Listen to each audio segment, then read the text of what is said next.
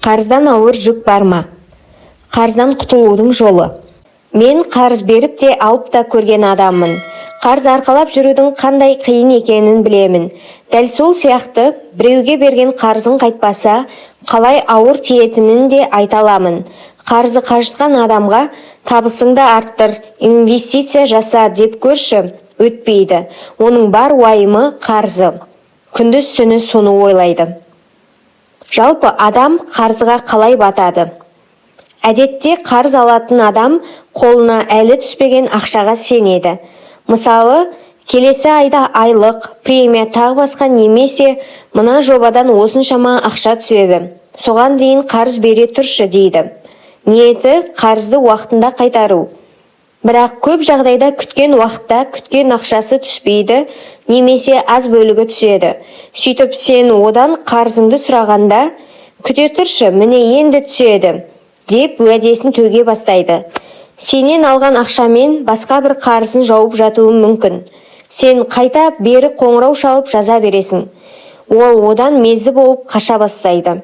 Сөйтіп сен күтпеген, тіпті ол өзі күтпеген әрекеттер жасай бастайды. Бір жігіт былай деп сұрады. Бір кісі маған қарыз еді. 3-4 жыл болды. Енді ақшаны талап етсем, ренжіме, машина алып қойдым деп, немесе тағы басқа сылтау айтады.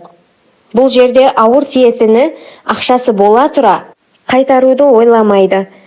Тіпті аз-аздан беріп тұруды да көздемейді. Негізі кәсібі бар адам. Не істеп аласың дейтіндей. Не істесем болады? Адамның табиғатын түсіну керек.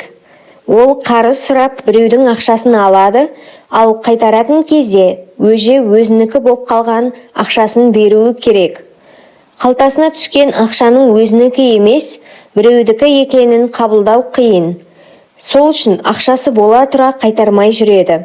Тағы бір топ бар. Қарызын жинап, бірден қайтарғысы келеді. Аз-аздан емес. Көп жағдайда ол ақшаны жинай алмай жатады. Үнемдеу оңай деп кім айтты? Асылы қарызсыз өмір сүруге тырысу керек қой. Қарыз шыдамсыздықтың ақша түріндегі көрінісі. Ол айфонға ақша жинап отырғысы келмейді. Ол дәл қазір банктен немесе басқа біреуден қарыз алып, айфонға қол жеткізгісі келеді. Айфон қолда, бірақ қарыз мойында. Ол әлі қалтасында жоқ ақшаға айфонды сатып алды. Бір жылда қарызынан құтылатынына сенімді. Ал басқа қаржылық мақсаттары ше? Қарыз жүк. Артық жүкті арқалап жүргің келе ме? Сенің шыдамсыздығыңның өлшемі осы ауыр жүк болмақ. Ауырлығы сонша, ештеңе істегің келмейді. Сені тығырықтан шығаруға тырысқан менің ақылымды қабылдап, ойланып отырғың келмейді. Саған біреу кеп ақша беріп, қарызыңды тез-тез жауып берсе болды. Негізі сені қинайтын қарызыңнан көрі әрекетсіздігің. Қарыздан құтылу жолында ештеңе істемей жатқаныңа, немесе істей алмай жатқаныңа ашуланасың. Менің берер кеңесім, аз-аздан басташы. Үлкен қарызды там-тұмдап жаба бастағанда ғана іс алға жылжиды. Қарызды ай сайын аз-аздан қайтарып отырсаң, қарыз берушінің жүрегі тыныш болады. Психологиялық әсері сол. Ол бермей жоқ болып кетеді деген уайымнан арылып, әрі ай сайын түсіп жатқан ақшаға қуанады. Өзінікі болса да, ақша келіп жатыр деген сезім шаттық сыйлайды. Болмысы бай адам тапқанын сақтап көбейтеді. Ол инвестор. Ал болмысы кедей адам тапқанын ұқсата алмайды. Айдың соңына қарай ақшасы таусылып қарыз алады. Оны қайтара алмайды. Себебі алдыңғы айдағыдай тапқанын жұмсап қояды. Сөйтіп кедейлік шеңберінен шыға алмайды. Қайталап айтам. Қанша табатының маңызды емес. Қандай қаржылық әдеттерің бар, сол маңызды. Бай болғың келеді, бірақ қарызың бай адамша шешім қабылдауға мүмкіндік берер емес. Сен қарызыңның құлы емес, еркін адам болғың келеді. Бір мысал келтірейін. Сенің 1 миллион теңге берешегің бар дейік. Бір жылда қайтаруың керек. Тұрақты айлық табысың 200 мың теңге. Шығындарың да сол шамада. Қысқасы тапқаның өзінен артылмайды. Ай сайын 83 мың теңгеден беріп, 12 айда қарыздан құтылам деп ойлайсың. Ол үшін өзіңді уақытша шектеп, үнемдеуге көшесің. Бұрын 200 мың теңгеге өмір сүрсең, енді 117 мың теңгені жеткізуің керек. Үнемдесең жеткізе аласың, негізі. Сені бұл жағдайға жеткізген дұрыс емес қаржылық әдеттерің екенін есіңе ал. Бұл кезеңде табысты арттыру жайлы ойлар келе бермейді. Себебі қарыздың салмағы басып тұр. Бастысы қаржылық жоспар құрып, барыңды ұқсатып, алғашқы қадамды жасау. Жүрісіңді тоқтатпасаң, бір кезде еркін тыныстай бастайсың да, табысты арттыру жайлы идеялар сол кезде келе бастайды. Қарызымнан құтылып алайын, сосын байша әрекет ете бастаймын. Яғни табысымның бір бөлігін қауіпсіздік қорыма жинауды, инвестиция жасауды сол кезде бастаймын, дейсің.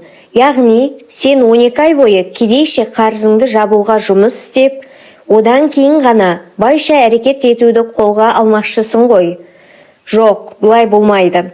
Қазірден бастап өзіңді инвестор, бай адам сезін. Бұлай істеп көрсеңші, сен 117 мың теңгеге емес, 100 мың теңгеге өмір сүре басташы. Қиын ба?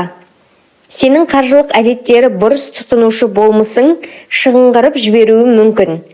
Бірақ өзіңді өзгертпесең, яғни қаржылық әдеттеріңді өзгертпесең, қаржылық жағдайың өзгермейді.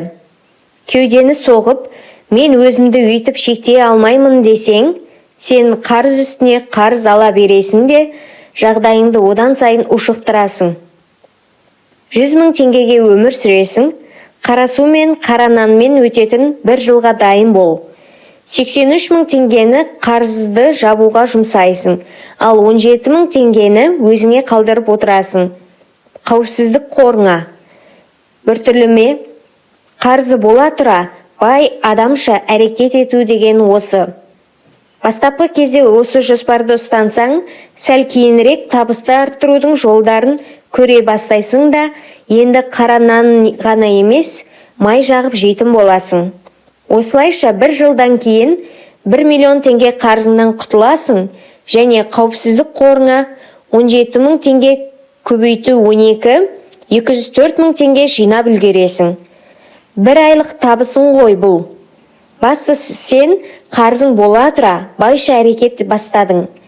12 ай бойы сен өзіңе құл емес, еркін адам екеніңді дәлелдедің.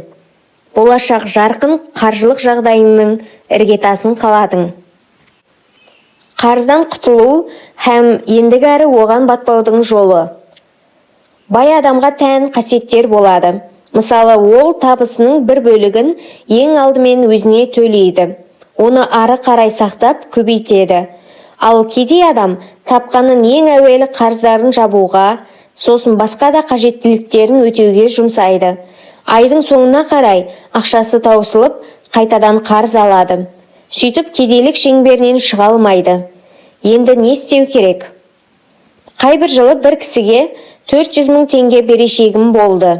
Ай сайын 200 мың теңгеден беріп, 2 айда құтылам деп ойладым. Тағы біреуге 20 мың теңге қайтаруым керек еді. Оны бір айда бірден бере салам деп шештім. Қарыздарынан құтылып алайын, сосын байларша әрекет ете бастаймын. Яғни табысымның бір бөлігін өзіме төлеуді сол кезде бастаймын деген ойда болдым. Яғни мен 2 ай бойы кедейлерше қарыздарымды жабуға жұмыс істеп, одан кейін ғана байларша әрекет етуді қолға алмақшымын ғой. Ал ол кезге дейін тағы да қарыз алуға мәжбүр болып қалсам ше? Жоқ, бұлай болмайды. Қазірден бастап өзіме төлеуім керек деген шешімге келдім. Бұлай істедім. Бірінші қарыз. Ай сайын қарызымды жабуға жұмсаймын деп отырған 200 мың теңгенің 100 мың теңгесін өзіме, қалған 100 мың теңгесін қарыз берушіге беріп отырдым. Әрине, екінші тараптың келісімімен. Сөйтіп 2 ай емес, 4 айда қарызымнан құтылдым. Оған қоса, ай сайын өзіме төленген ақшаның есебінен 400 мың теңге жинап үлгердім. Екінші қарыз. Оны бірден бір айда бере салуға асықпай, Ай сайын өзіме 10 000 теңге және қарыз берушіге 10 000 теңге беріп, 2 айда қарызымнан құтылдым. Оған қоса есеп шотында өзіме төленген 20 000 теңге болды. Сөйтіп бас аяғы 4 айда қарызымнан да құтылдым, есеп шотымда да қосымша 420 000 теңге пайда болды. Қысқаша айтсам, былай ғой. Мысалы, сен ай сайын қарызды жабуға белгілі бір соманы арнайсың дейік. Енді оны бірден бере салмай, жартысын өзіне қалдыр, қалғанын қарызды жабуға жұмса. Сөйтіп қарыз біткенше жасайсың. Бұның психологиялық әсері орасан. Шарасыздық күйінен құтылып, сенімді бола бастайсың. Қорқыныш сезімі сейіледі. Бастысы, байларша өмір сүре бастайсың. Тақырыпқа қатысты сұрақ-жауап. Сұрақ: бұл сіз үшін тиімді, ал берген адам үшін тиімсіз ғой. Жауап: қарыз беру негізі тиімсіз нәрсе ғой. Өсімқорлық, үстіне пайыз талап етіп қарыз беру ислам дінінде харам. Бірақ қарыз берудің сауабы садақа беруден көбірек деген мағынадағы хадис бар. Сондай-ақ қарыз беріп, адамның шынайы бет-бейнесін көре аласың. Жаныңда досым деп жүрген адамдарды сүзгіден өткізуге таптырмас құрал. Сұрақ: оның қалағаны толық беріп, толық алу емес пе? 20 000 теңге жағдайында. Жауап: толық алады ғой, тек 1 ай емес, 2 айдан кейін. Әрине, келесі алсаң.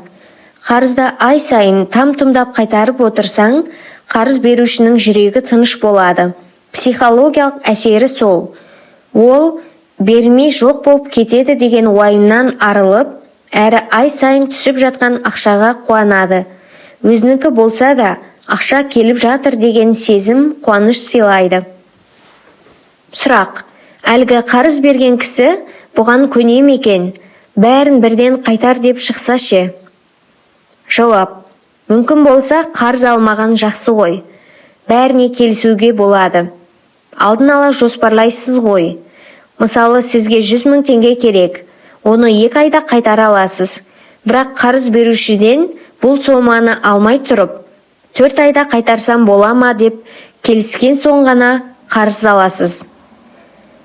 Сұрақ: қарыз беріп, араны суытпайтындай оны қалай қайтар деп талап етуге болады?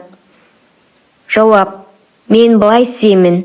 Қарыз берерде ол қайтармайды деген оймен беремін. Ол қайтармаған жағдайда оны кешіре алатындай соманы ғана беремін. Сонда жүрегің де ауырмайды, бір жағынан оның да қолын қайтармайсың. Мысалы, біреу 50 000 теңге сұрап келсе, оған 10 000 теңге беруім мүмкін. Себебі 50 000 теңге қайтпаса, ауыр тиеді. Ал 10 000 теңге қайтпаса, садақа деп кешіріп жіберуге болады. Кейде біреу жалынып, өлердегі сөзін айтуы мүмкін. Сөйтіп көп ақша сұрап алады. Оған қарыздың уақыты келгенде бір рет ескертсем, болды. Қайтармаса ақыретте басқа валютамен қайтара жатар. Сауап деген. Ол адамды қара тізімге енгізем. Ол адамнан құтылудың құны сол алған ақшасына тең боп тұр ғой. Сұрақ: қарызды қайтарғанша асығу керек. Әйтпесе қарыз болып, о дүниеге аттанып кетсең, жағдай қиын болады. Бұған не дейсіз? Жауап: қайтарғанша асығу керек деген сөз алдын ала келісілген уақытта қарызды толық қайтарудың маңызын меңзесе керек. Яғни, уақытында қайтару керек. Асығу керек деп, бүкіл тапқаныңды беріп тастасаң, қайтадан қарыз алуға мұқтаж боп қалмайсың ба? Бастысы, қарызды қайтарам деген ниетің ғой. Сол ниет болса, Алла қарыздан құтылуға көмектеседі. Ал егер ниетің қарызды алып ап қайтармау болса, Алла қарыздан құтылу жолын қиындатады. Келіскен уақытта қарызыңды қайтара алмай, о дүниелік боп кетсең, өзіңе төлеп жинап жүрген ақшаң бар, туыстарың бар, қарызыңды жауып берер. Өз-өзіңнен қарыз алу. 2020 жылы iPhone алғым келді. Бұл қалауым емес, қажетім еді. Сапалы сурет пен видеоблогерлік жұмысыма қажет болды. Бірақ айфонды жөн көргенімнің басты себебі оның қызмет ету ұзақтығы. Бір алсам, ұзақ қолданам деп ниет еттім. 4-5 жыл мысалы. Бұған дейін 77 000 теңгеге алған Xiaomi Redmi Note 1 жыл қызмет етіп, сыр бере бастады. Маған телефон ауыстыра берген ұнамайды. Уақыт, энергия, ақшаның шығыны. Қаржы сауаты тұрғысынан қымбат болса да ұзақ қызмет ететін затты сатып алған дұрыс және жеңілдікпен. Себебі ұзақ уақытқа шаққанда ол арзанға түседі. Сөйтіп, iPhone іздей бастадым. 2020 жыл желтоқсаны еді. Ол кезде трендте iPhone 12 болатын. Досыммен ақылдастым.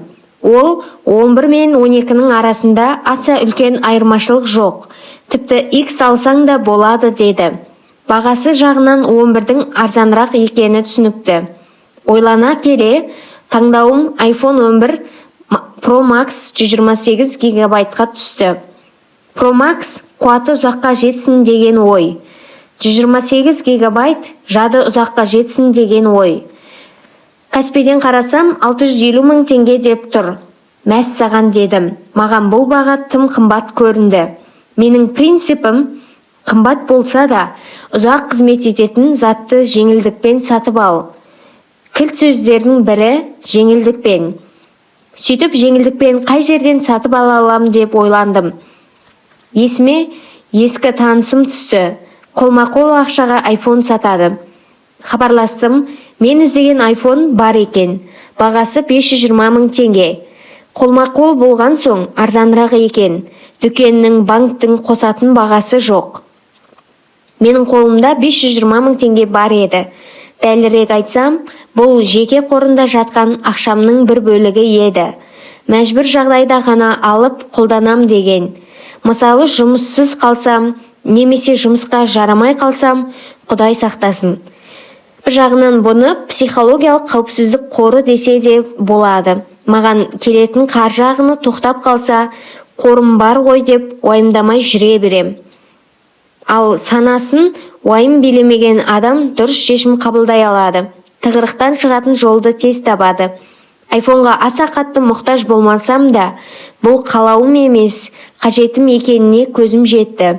Ал қаржы сауаты қажет пен қалаудың ара жігін ажыратудан басталады. Сол сәтте өз-өзімнен қарыз алам деп шештім. Пайызсыз қарыз. Өз-өзімнен алмағанда кімнен алам? iPhone үшін басқа біреуден қарыз алу, немесе банктен кредит алу қате шешім дер едім. Ай сайын қосымша 43 542 теңге тауып, қарызымды 12 айда бөліп төлеп, толық жабам деп ойладым. Менің жаңа мақсаты пайда болды. Ай сайын қосымша 43 542 теңге табуым керек. Бұл да бір челлендж. Қарызды уақытында қайтару маңызды еді. Бұл қордың ақшасы ғой. Жақында қарызымды жаптым. Өз-өзіңе қарыз болып, соны жапқан қызық екен. iPhone-ым шүкір әлі тың. Әлі 3-4 жыл ұстай беруге ниеттімін. Оған дейін біреу соңғы үлгідегі iPhone-ды сыйлап қалмаса, әрине. Ұқыптылық та қаржы сауатының бір бөлшегі. Сатып алған затты барынша ұқыпты ұстау керек. Телефон болсын, киім болсын, жиһаз болсын. Ұқыптылық сол заттың ғұмырын ұзартады. Маңдай теріңмен тапқан ақшаңды шаша салу ақмақтық емес пе? Қарыз беру өнері. Қарызға батқан жандар қарыздың тауқыметін өте жақсы сезінеді. Қарыз берген адам да қиналады. Соны ұмытпайық. Қарыз беру оңай деп кім айтты? Тіпті исламда қарыз беру садақа беруден сауаптырақ іс. Бұл қарыз берудің осы бір ауыртпалығына байланысты шығар деп топшыладым. Садақа бергенде оны мұқтаж жанға бересің де, ол ақшаның қайтуын күтпейсің. Болды. Ол ақша сенікі емес. Ал қарыз бергенде ол ақшаның иесі өзің екеніңді білесің, тек қарыз сұраған адамға уақытша бере тұрғансың. Соны күтесің. Ал күту өмірдегі ең қиын нәрселердің бірі. Біреуге ренжісек те, ол күткен нәрсемізді бермегендіктен ренжиміз. Ешкімнен ештеңе күтпесек, ешкімге ренжімейтін де едік. Қарыз беру ауыр тисе, не үшін қарыз береміз? Себебі бізге жоқ деп айту қиын. Жоқ деп айтуға не үшін қиналамыз? Себебі алдымызға кеп, қиылып, қарыз сұрап тұрған адамның алдында, Құдайдың алдында өзімізді кінәлі сезінгіміз келмейді. Сөйтіп өзімізде боп тұрса, сұрағанын бере саламыз. Өзімізде болмаса, басқа біреуден сұрап береміз. Бірақ кейін ақшамызды қайтара алмай, содан қиналып жүреміз. Неге қиналамыз? Асылы қарыз берудің мақсаты біреуге көмектесу еді ғой. Ал біреуге көмектескеннен адам ләззат алуы керек емес пе? Келесі жолы біреу қарыз сұрап келгенде, ішкі әлеміңе үңіліп, ниетіңді бір тексеріп көрші. Бір мысал келтірейін. Бір кісі 2 айға 200 мың теңге бере тұршы. Ақша түссе бірден қайтарам деп, өлердегі сөзін айтып, қарыз сұрап жатыр дейік. Сенде ол сома бар, бірақ бергің келмей тұр. Себебі ол 2 айда бұл ақшаны қайтара алатынына күмәнданып тұрсың. Дұрыс, күмәндансаң берме. Ереже сондай. Көп жағдайда ондай адамдар қарызды қайтармайды да. Бір жағынан қарыз сұрай беретін адам жақсы манипулятор. Ол сені бауырым көмектессе, осы көмектеседі деп жүрсем, деп сендегі кінә сезімін оятуы мүмкін. Ол бұлай айтпаса да, сен іштей ол солай ойлайтын шығар деп, өзіңді кінәлі сезінбеу үшін қарыз бере саласың, сосын өкінесің. Мен мынадай шешім ұсынамын. Ол қарызды қайтармайтынын білсең, оған қанша теңгеңді қиып бере алатын едің. Мысалы, оған былай десең болады. Мен саған көмектескім кеп тұр, шын ниетім сондай, бірақ ренжіме, мен саған 200 мың теңге бере алмаймын. Оның орнына 20 мың теңге берейін. Шамаң жетпесе, қайтармай-ақ қойсаң болады. Бұл садақа.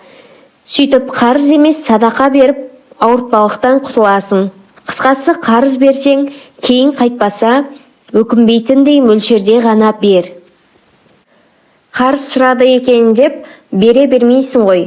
Мүмкін оның мәселесін ақшасыз да шешуге болатын шығар.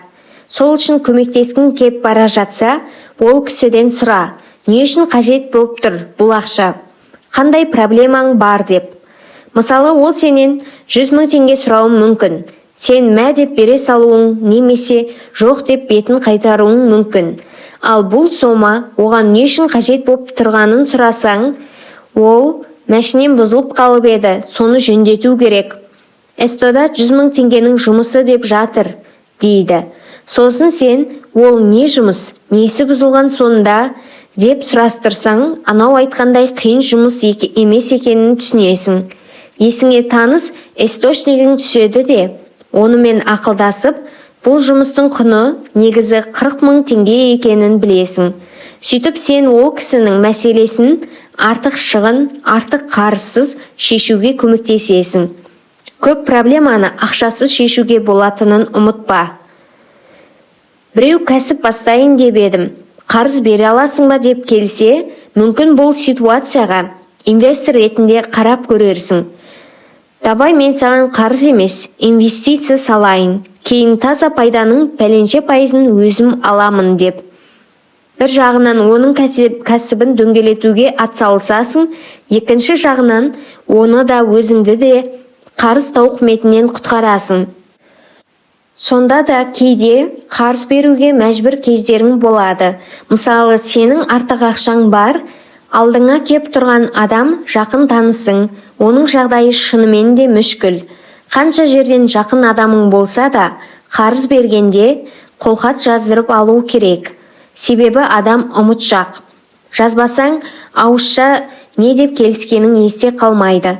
Қолхатты қарыз алушы жазуы керек. Мысалы, былай: мен Жігітбек Данияр Русланұлы Алмабек Дидар Жақыпбайұлынан 200 мың теңге қарыз алдым. 2 айдан кейін, яғни 1.07.2022 жылы қайтарамын деп.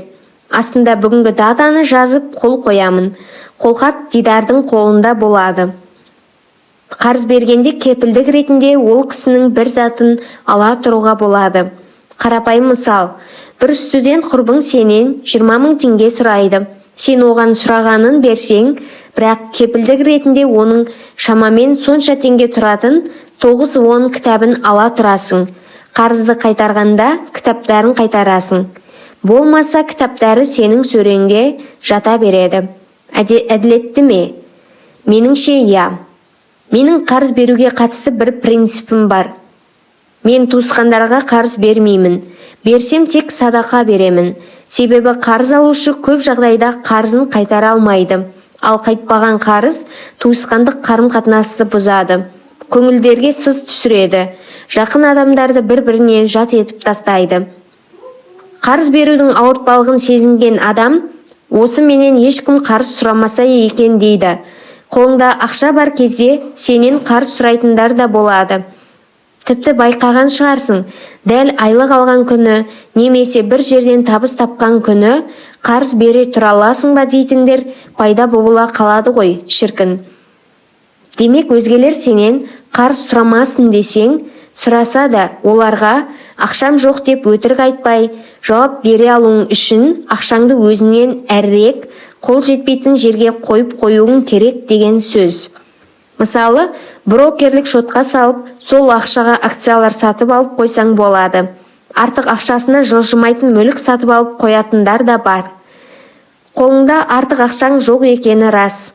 Бір жағынан қарыз бермей, ақшаңды сақтап қалған боласың. Екінші жағынан қарыз сұрап келген адамға өтірік айтпай, өзіңді кінәлі сезінбей, жоқ деген боласың. Жоғарыдағы мысалдарға қарап, қарыз берудің өнер екенін түсінген шығарсың. Өз қыр-сыры бар. Тіпті Құрандағы ең үлкен аят осы қарыз беру мәселесіне арналған. Демек, жаратқанның өзі бұл мәселеге үлкен маңыз берсе, бұл өнерді бәріміз меңгеруіміз керек деген сөз. Өмір болған соң алыс-беріс де болады.